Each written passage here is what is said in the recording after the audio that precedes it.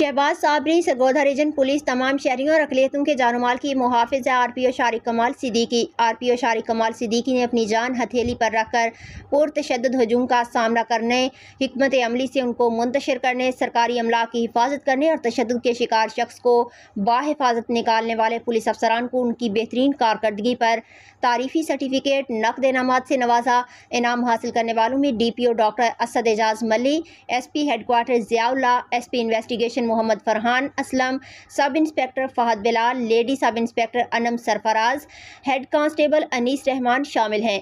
RPO Shariq कमाल सिद्दीकी ने इनाम लेने वालों को मुबारकबाद दी और कहा कि आपने जिस हाजिर दिमागी का मुजाहरा मुजाहिद कॉलोनी में मजहबी कशीदगी के दौरान किया और अपने फ़राइज़ बेहतरीन तरीके से सर अंजाम दिए, वो काबिल तारीफ़ हैं। आपके इस अमल से महकमा पुलिस का नाम रोशन हुआ है। तर्जुमान सरगोधा रीजन पुलिस।